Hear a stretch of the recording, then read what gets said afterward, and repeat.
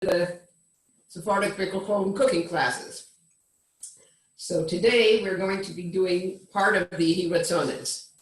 And there's a lot to talk about, and there are a lot of things that are possible, and everybody can sort of do what they want to do.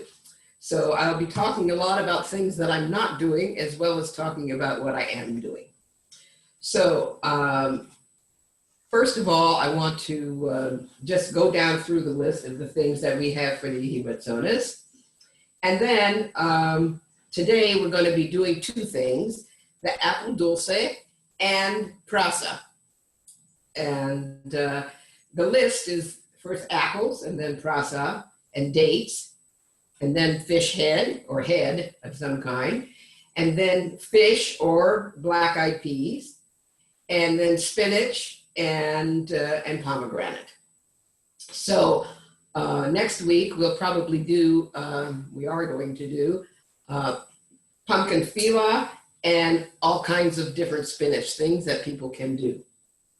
Just to clarify, in 2 weeks. Excuse me, in 2 weeks, yes. Right. We're going to have some baklava next week.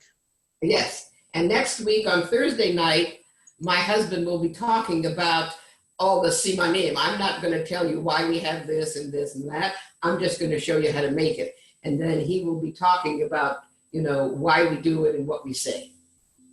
So the first thing we're going to do is the apple dulce. And I did give you a recipe, but I will repeat it now. And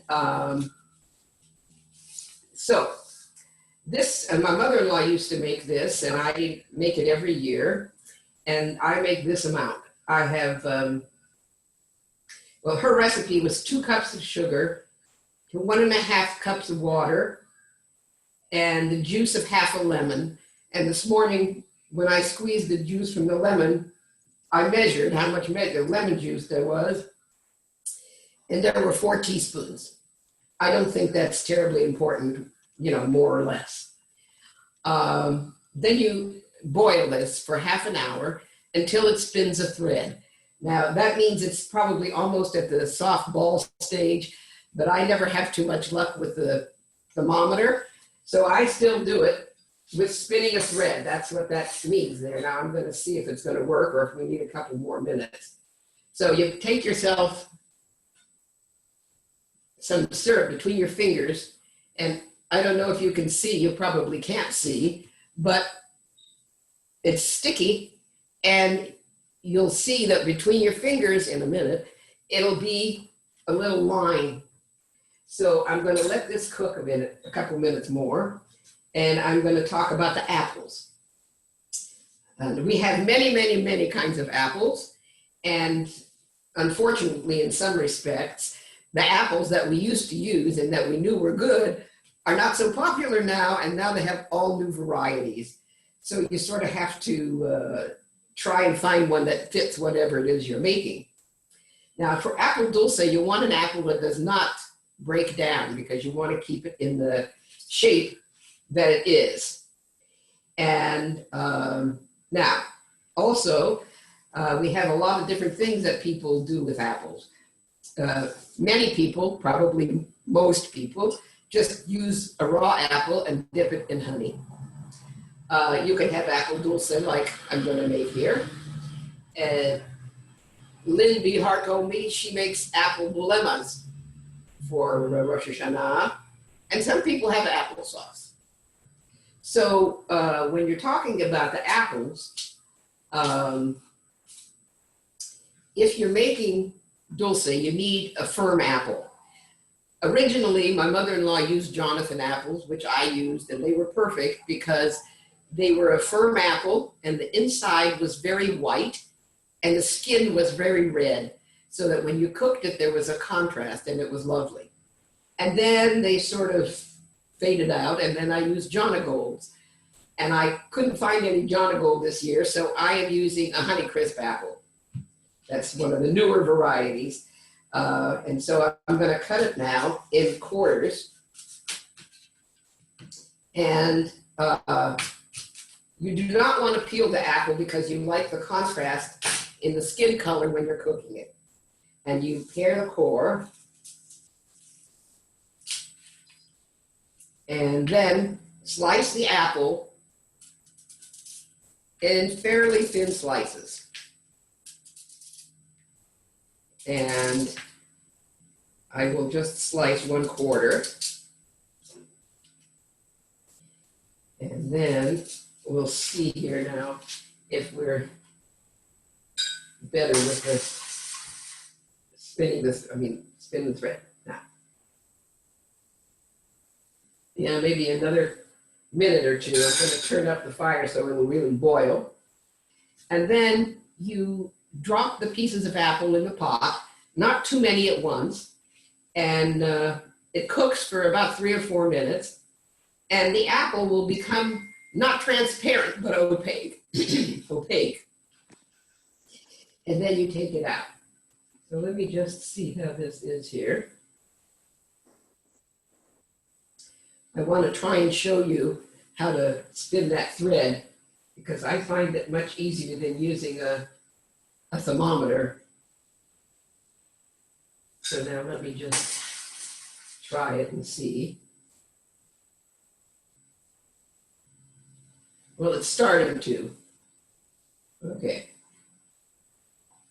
1 more minute, and then I'm going to put the apple in, and we'll see how that goes.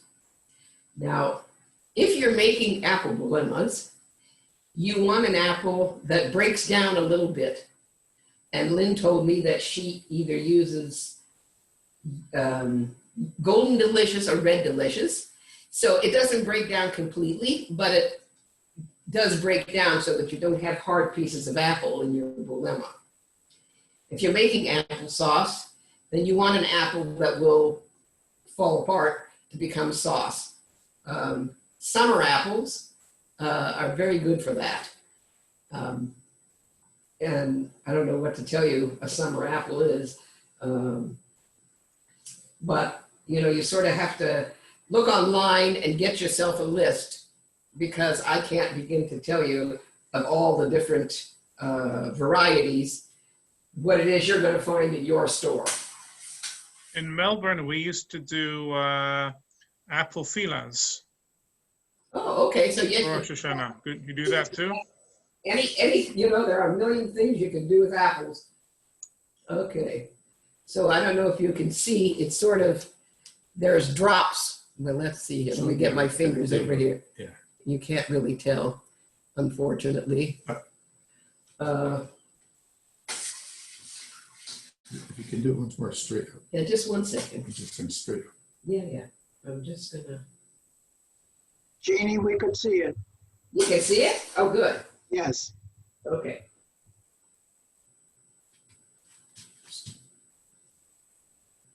There you go. You see, you can. Yeah. And if you cook it a little bit longer, it'll get, so that means that it's ready. It's at the temperature that you want it. So I'm gonna, because I don't want to waste a whole lot of time here, I'm gonna turn up the fire a little bit, and I'm gonna drop in the pieces. So you just put them in. You don't want them to overlap. Everyone should have enough room to float. And I'm using a fairly large apple, so I got a bigger pan. Originally, I was going to use a smaller saucepan, but I realized I could not get all the apple slices that I wanted in it. So let me see here. It's now 10:45. Okay. Yeah, look at me. I will. I'm Al, and I'm showing the pot with apple pieces in them.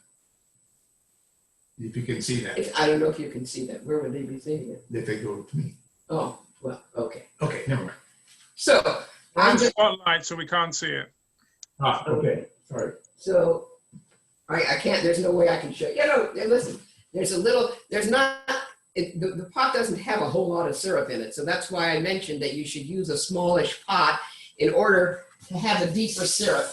But, the main thing is don't put in too much at a time, because it'll take too long to cook. And I do turn it over, and you'll notice pretty soon that make your slices thin, but not paper thin, but fairly thin. What else can I tell you about this? Oh, just by the way, I have a quince tree, and sometimes my quinces are ready by Rosh Hashanah, and I slice the quince and do the same thing in the Dulce, and it's delicious. And if you're doing quince, don't peel it, wash it very well and get all the fuzz off of it. And I pare it, I take out the seeds. Some people say to cook it with the seeds, but I don't. And the peeling of the quince has a lot of pectin. And so it makes it congeal.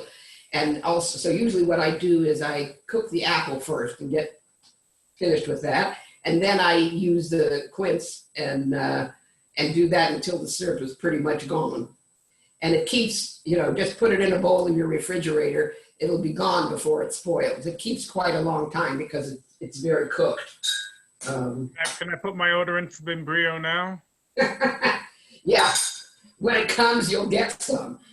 Now, I'm going to try and cut another piece of apple. And if I can, I don't know if you'll be able to see the difference in the look of the slice after it's been cooked and before.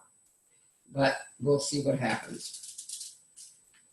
I would cut it, not more than 1/4 of an inch. Jeanne, there's a question here. Would this work with figs?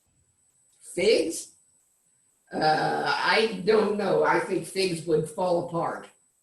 Figs are not really very firm. If you try to deep cook figs, I can't admit you get syrup as far as I know. And what about pears? Pears, you might, but also, depends which, if you use, probably Bosc is the most firm. Don't use a pear that will get soft, because if it gets soft, then it's going to disintegrate. So that's why you need something that's firm, so that, it'll, and here as the apples are cooking, they get a little bit puffy. So I see that it's now starting to look like they're, getting done. And I don't know if it's best to put, I don't know if you can see, put them on here, and you can see if you'll be able to see the difference. But in about 30 seconds, I'm going to take these out, and then I will try and see if you can see the difference. Okay, now the pot is boiling fairly vigorously.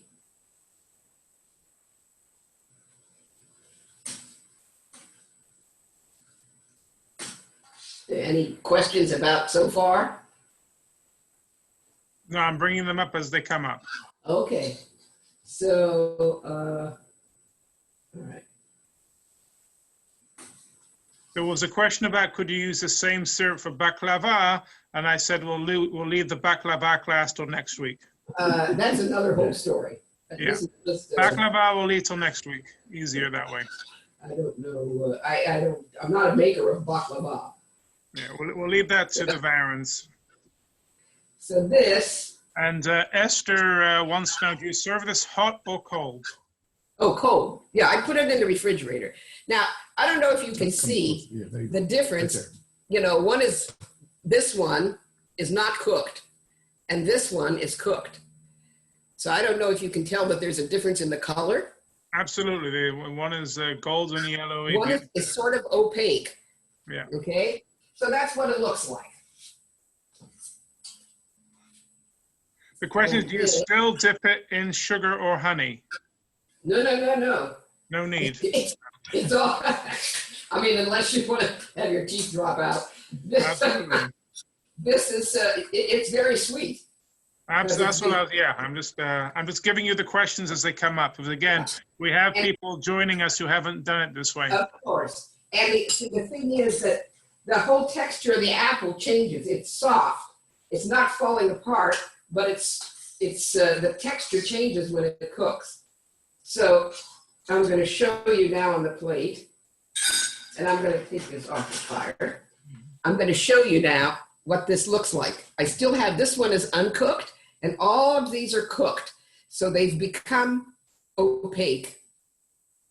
Hopefully you can see. Yeah, I think that would work very well with pears as well, but it looks delicious. Well, it depends, like I said, it depends on which pear you're using, because if you use a Anjou, can get very soft.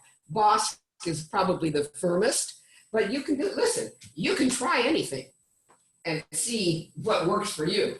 You know, So, that's Jeanne, not, just a question for people who are making their Yehi Ratzones gradually, and they want to start now, 3 weeks before. What things are good to freeze, and what things should they absolutely not freeze and they'll be killed?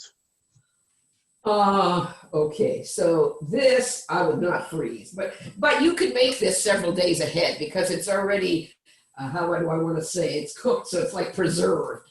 It stays in the refrigerator. But this runs it 2 or 3 days before. It's not 2 or 3 weeks before. Got it. Right, I wouldn't do it 3 weeks before because it won't be left by the time you need it. But you can do it probably up to a week before, and if you put it in a covered container in your refrigerator, it should be fine.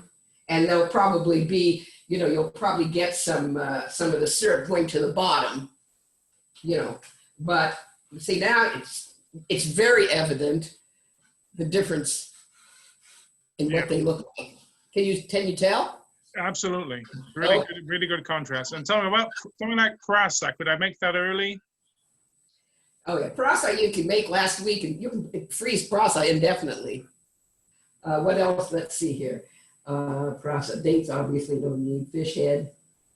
When it comes to fish heads, we use a fish head. Some people use cheek meat from fish or meat.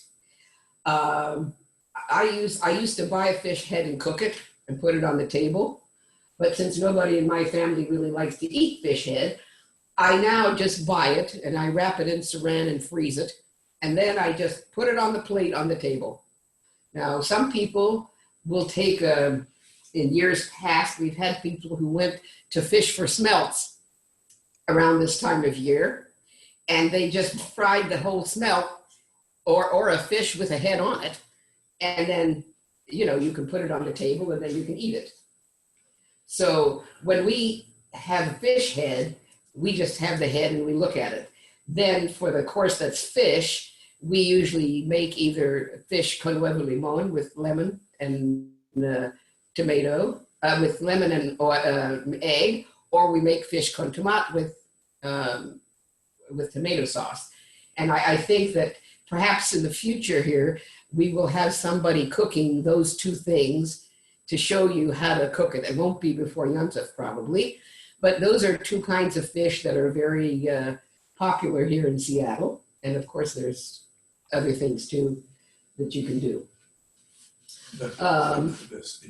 Now the spinach. One second, Jeanne. There's a question about, do the apple slices stick together? No, you take them out separately and you put them on the plate separately, and you can, they will not, they come apart. You just pick them up with a fork, you can pick them up like this. They don't, they'll cling to each other in the bowl, but you can take it out and have it, and eat it. It's very tasty. And if the apple is a little bit tart, you get the contrast of the sweetness of the syrup with the tartness of the apple. Okay. So are there any more questions about apple?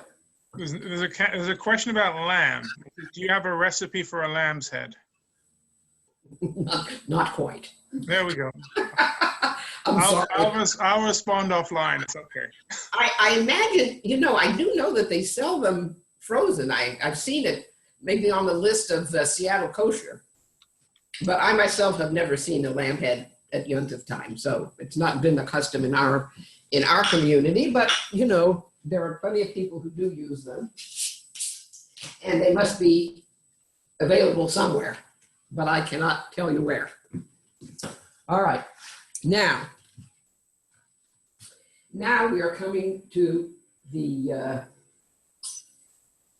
part of the program that has many different recipes, and many people do things very differently, but in the end you're eating prasa. Now what I've done is I'm going to go to the other side of the counter. And I don't know if you can, Al, fix this. One second, Al's going to turn the picture here so you can see me on this side. Ooh. All right. There you go. Is that your better side, Jeannie? No, it's just that I have So green side. I have two. I got a lot of space here, but I got a lot of stuff too.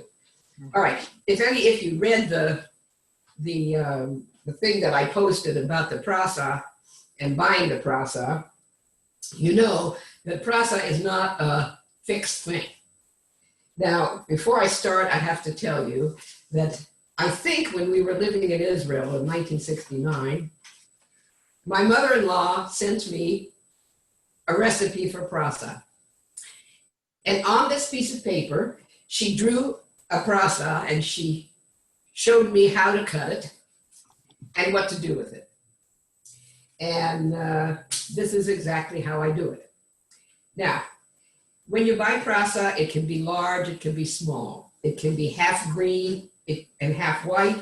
It can be a little bit of white and a lot of green, or a lot of white and no green. This prasa is pretty big. I myself like to use the green because I find that it gives body to the prasa.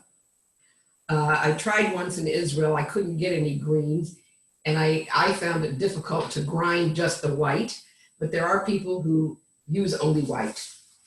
But this is what I do, so I'm going to show you this.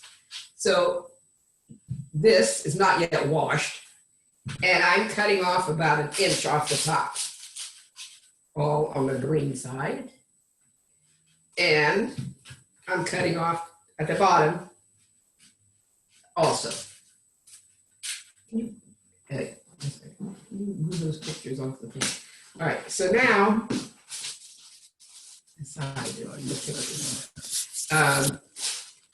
thank you. Now, then there's the outer leaf is sort of, it's wilted and stuff, so I'm pulling that off as well. Now, what I do is, this is a pretty big piece of prasa. I'm going to cut it in 4 pieces. Okay.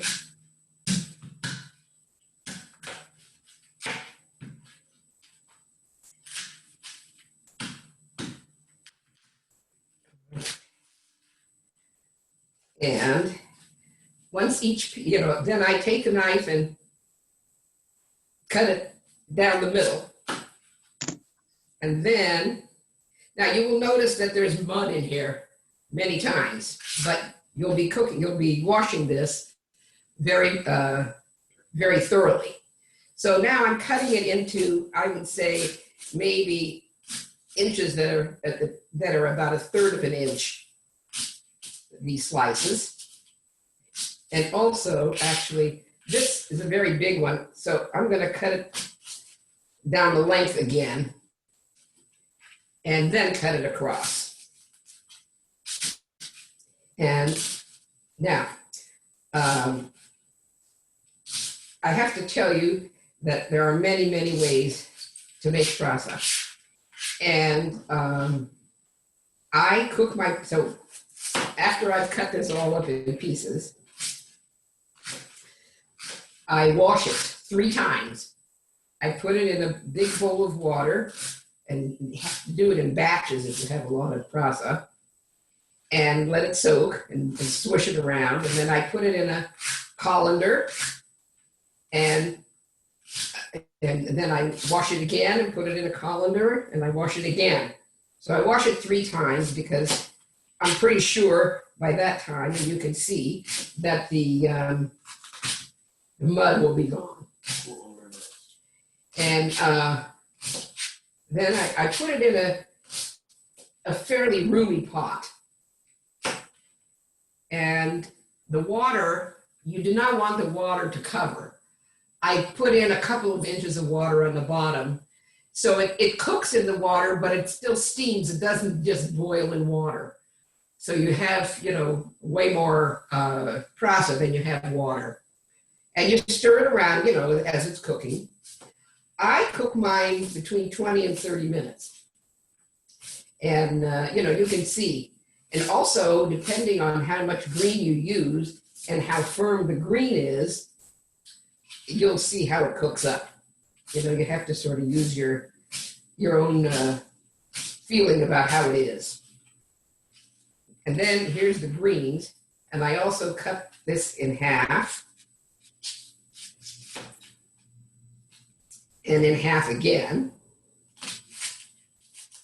Okay. And if you see a lot of dirt, you can just remove it before you actually wash it, And I'm going to show you this in a minute, and you'll see what it looks like. Starting to make my eyes burn.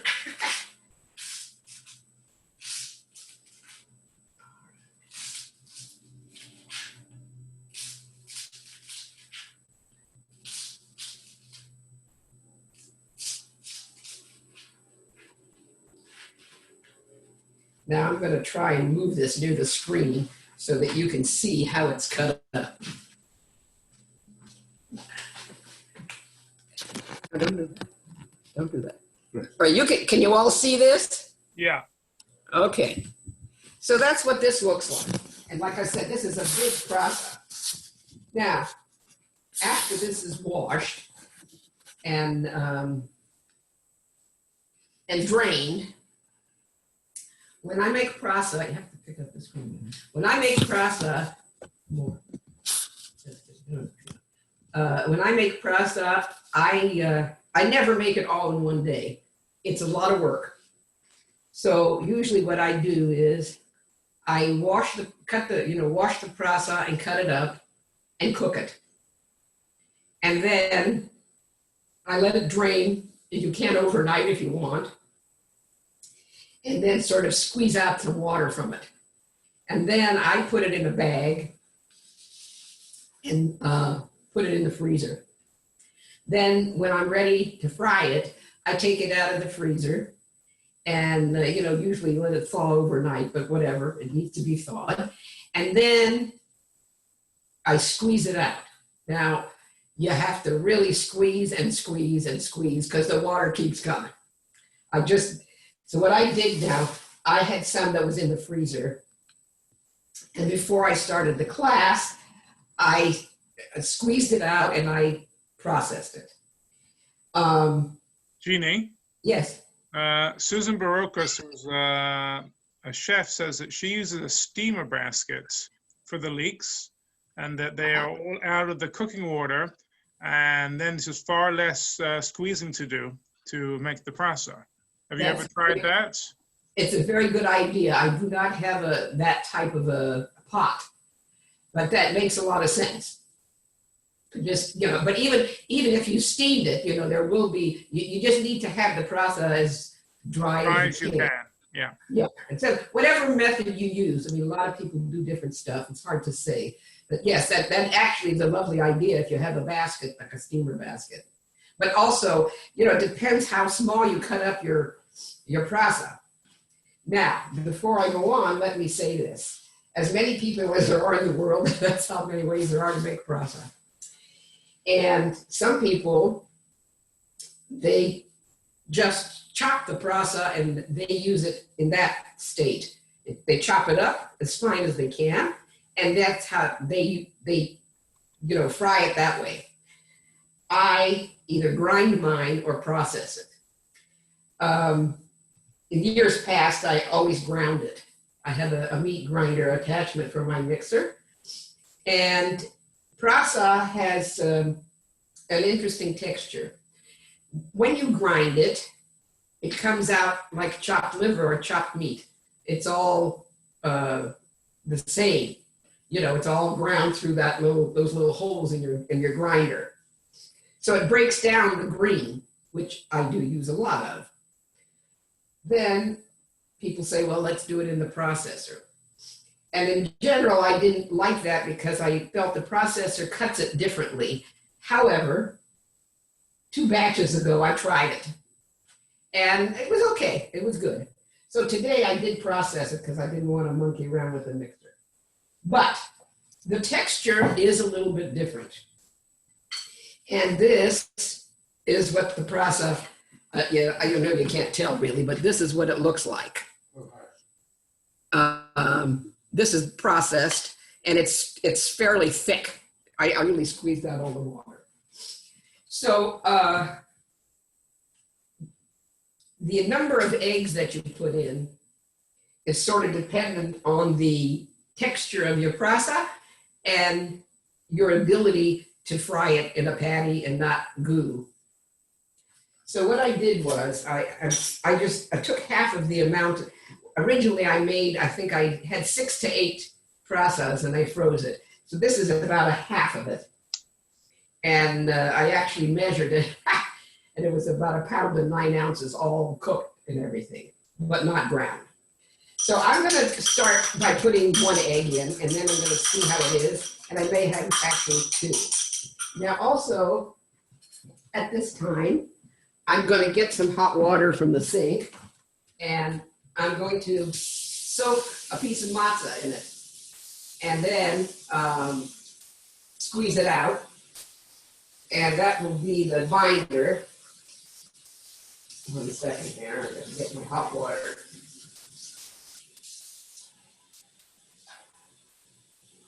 All right.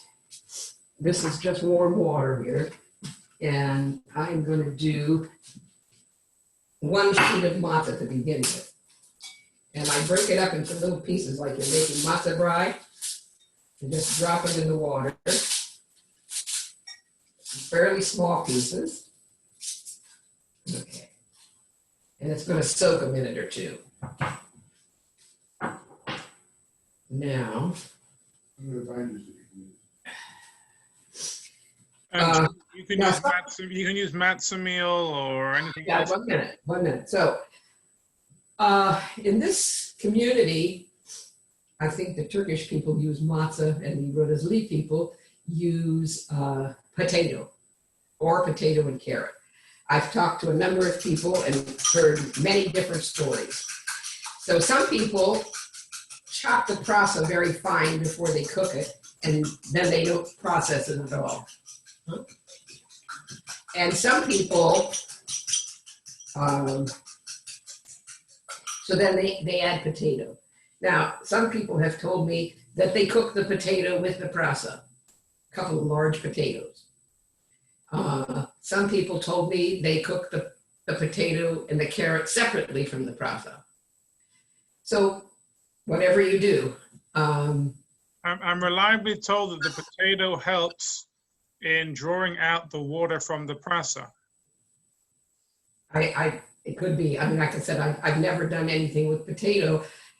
In my mind, it seems to me that it would sort of disintegrate in the amount of time that you need to cook the prasa. But like I said, I've never done it, so I can't really say.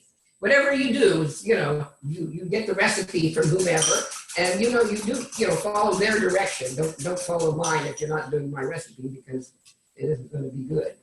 Okay, I can see right away that I'm going to need another egg here. And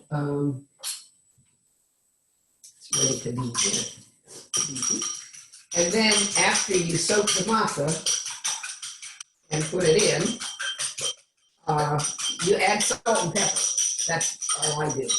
Now, somebody told me yesterday that she makes her prasa with potato and that she puts in a lot of parsley or cilantro. So that was one I had never heard. But once again, it's all in what you're used to doing. So it's a pretty not rigid recipe. Okay, so I see that I processed this and the texture is a little different from ground, but you want to mix the egg in very well. And then, okay. You might even need more because, okay, you have to make sure that you got all the egg in very well. And then the matzah is not quite ready, but I'm going to put another egg in. 1 second.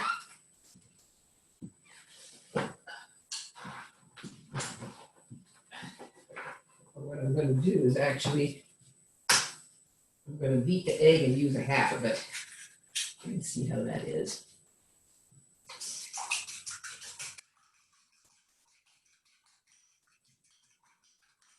If you look at a cookbook, it depends where the cookbook comes from as to what the recipe is going to be. I'm going to put about a half an egg in here and see how that is, and I may end up, because it's pretty firm. All right, now I'm going to take this matzah out and squeeze it very hard, get all the water out of it.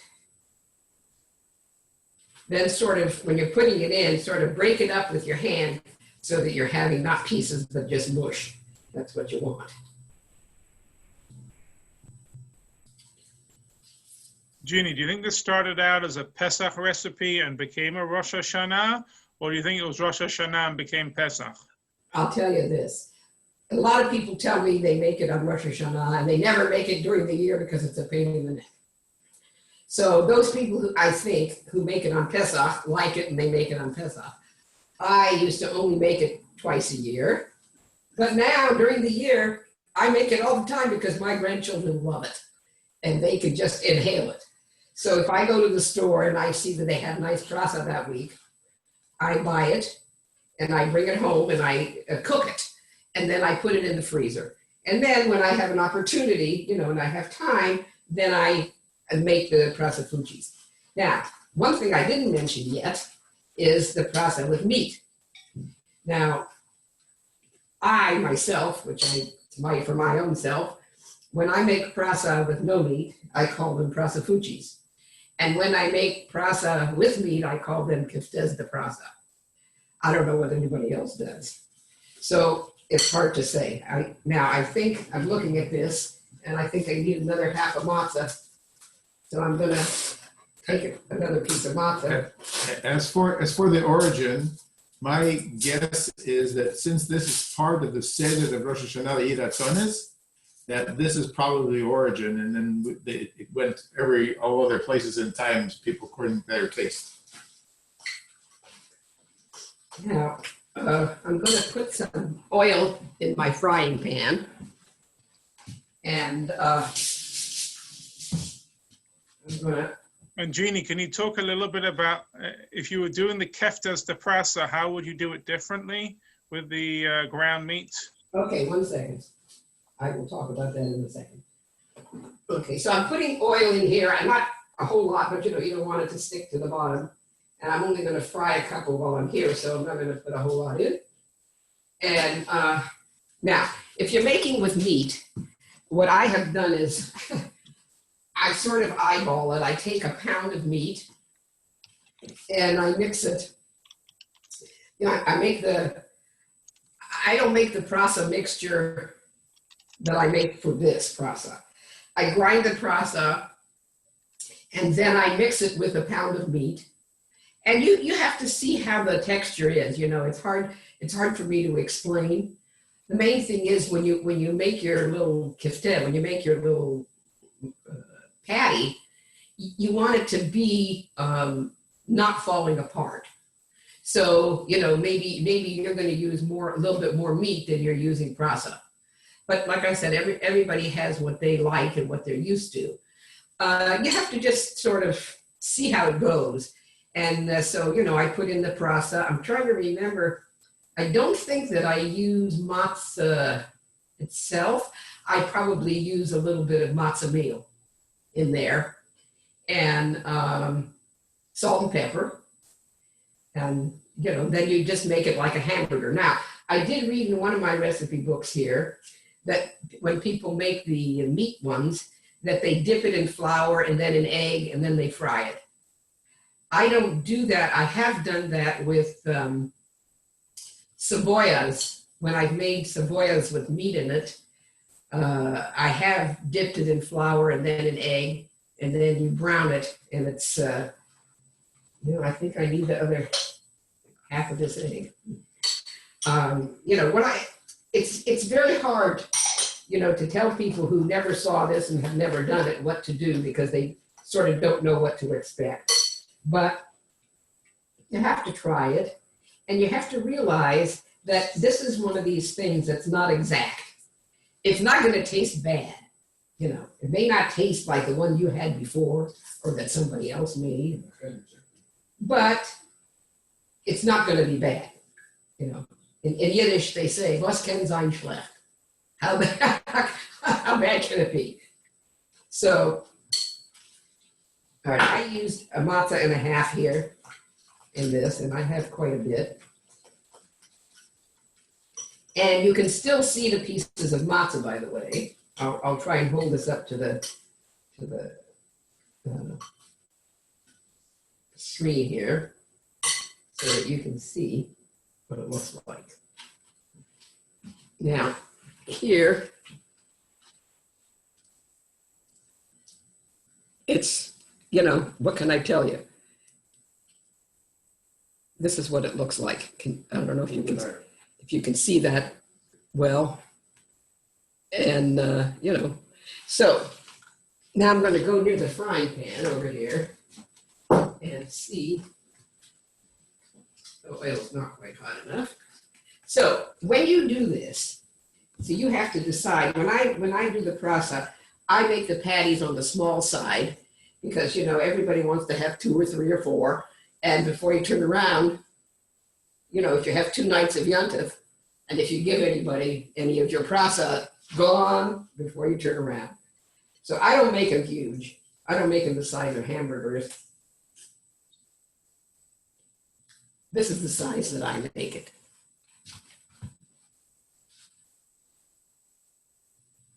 All right, there you go. That's good. Okay? So I sort of make a few. And typically, somehow when I'm making mine, I usually get 60,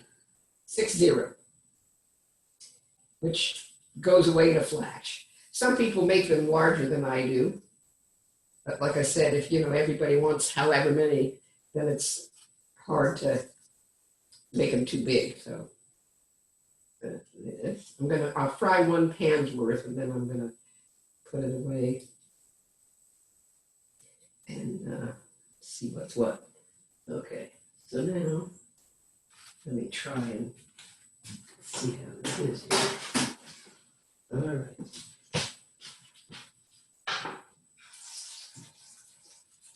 Okay, it seems to be hot enough.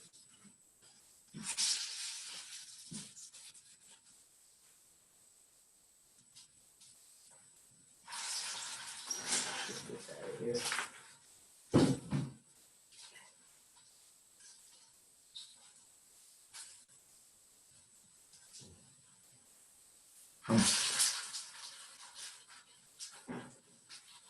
How much oil, Jeannie? You don't want it, it's not deep fried, it's just fried. So, 1 second. So you don't want it, not to be covered in oil. You want to have maybe half an inch, whatever. That's true. Okay, 1 second here. Yeah. That's good. Okay, can you see? I can't see the frying pan on there. Okay, which way? Back. There you go. Down here. Oh, and come this way. Yeah, here. Okay. Okay, so they're frying here. I have about 6. Sometimes I get 7 or 8. It just depends, what's doing. And, you fry them until they're brown. And that's, you have to sort of pay attention. Depends how hot your oil is. Or, and then when you take them out, I put them on paper towel on a cookie sheet and let them cool off. So 1 second, I'm gonna get a cookie sheet and just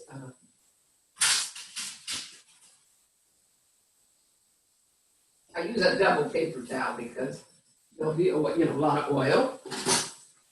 And okay, I'm going to show these in a minute. I'm just turning them over, and they're brown on the bottom. And don't forget, everything here is already cooked. I mean, the pasta is cooked, so you're not cooking it from raw. You're frying it. But don't over fry it. I can't really show you what it looks like, but in a minute I'll put it on the cookie sheet and then you'll be able to see. Do you have any other questions?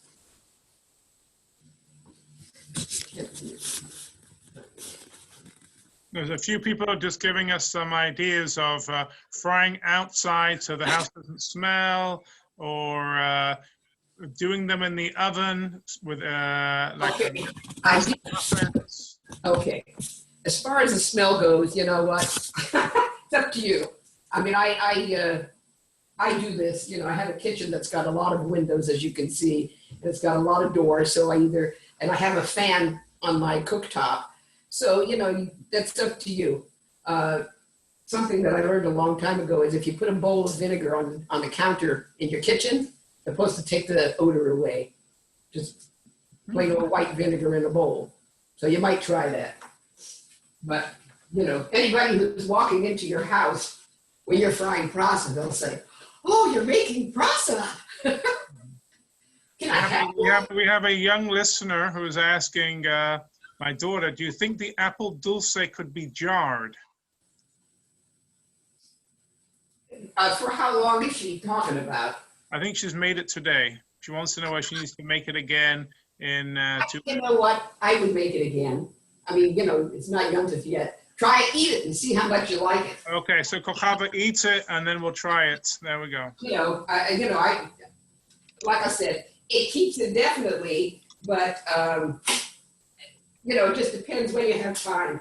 If you're not doing too much, see now, the recipe that I had said 5 apples. That's a lot. In other words, you'll be standing for an hour doing it. That's the thing you have to keep in mind is how much you're doing at a time. And then Jeanne, I do want to say how much I'm enjoying all these sessions. While I'm here in the office working, my wife and the kids are all busy trying all these recipes. So it's wonderful. It really is. when you come home, the house will smell good. There you go. I'm going to show you the I haven't make it home today, but it's excellent.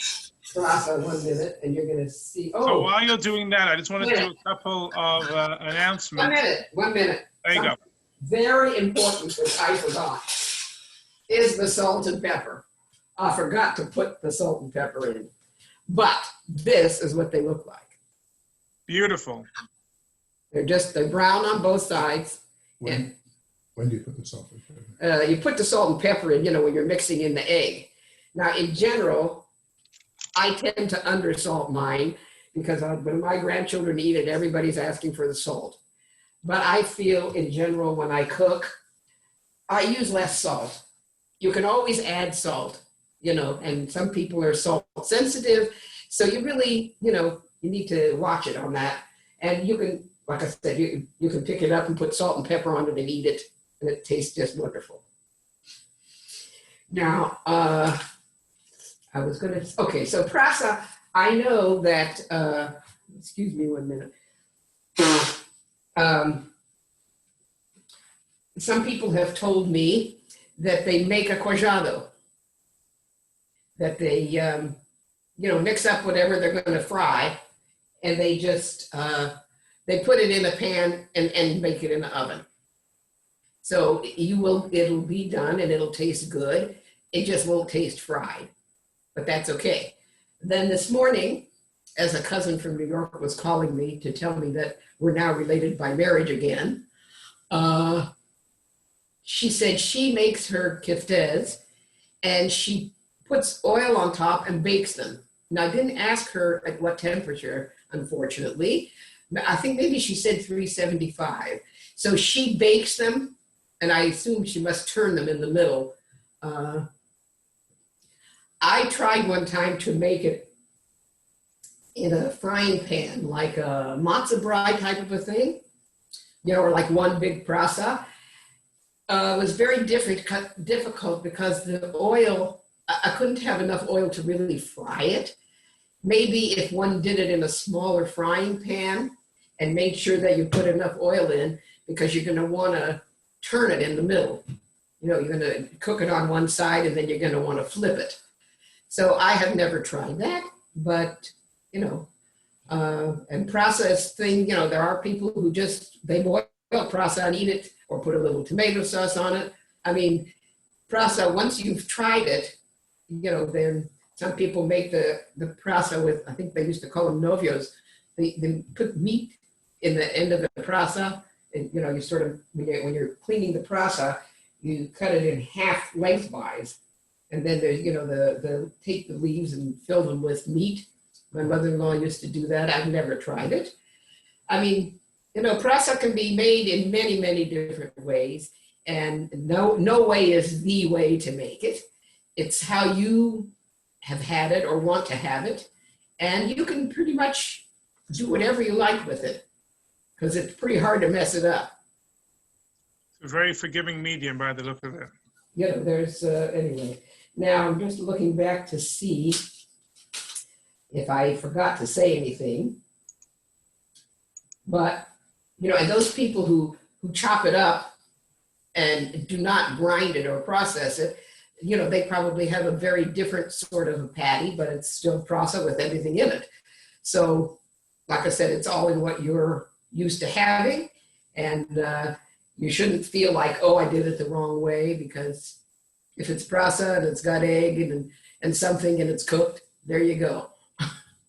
So, What's your oil of preference? I use canola oil for everything. So, but you know, it works in any oil. I mean, I've made it in vegetable oil, and you probably can make it in olive oil. It'll have, depending on the olive oil that you use, will have a particular olive oil taste. But, you know, it's frying, so whatever you fry in is good. I mean, once again, it's not a, you know, it doesn't have to be this. So. I love that it doesn't have to be this, and everything can be a little bit more flexible on this one. Yeah, everybody, like I said, you know, first of all, when you buy your fruit or produce, the first thing is, whatever you have is what you're working with. Maybe it's not exactly like what I have or somebody else has, but there it is in front of you. So you have to sort of make do, you know, you work with what you have. Now let me show you this again. The Dulce, as it sits, it gets more yellow. So you see now that it's sort of opaque. And the red gives it a beautiful contrast. So that's why when they used to have Jonathan apples, the skin, the meat of the Jonathan apple was very white, and the skin was very bright red. So it didn't really have a yellow look, it had more of a white look. So now, here, I forgot all about my salt and pepper, so I'm gonna taste one of my prasas, and I'm gonna put a little bit of salt on it. Jeanne, I thank you for this wonderful masterclass, not just one dish, but two. Next week on September 6th, we have SPH is doing baklava, and our sister congregation, Ezra B'Sereth, are doing mazapan. So you've got two options, both at the same time, but don't worry, since they're going to be recorded, we'll share the recordings so you can watch them later. And then in 2 weeks' time, on September 13th, Jeanne is going to be doing some more Yehi Ratzones. And as you heard at the beginning there, her husband Al is going to be explaining why we do these Yehi Ratzones. What do they really mean? And that's going to be on Thursday evening. And we'll make sure to share all the flyers for those events. Okay, does anybody have any other questions or comments? I think that's a wrap. Okay, well, nice to see you all. Be well, that's the main thing.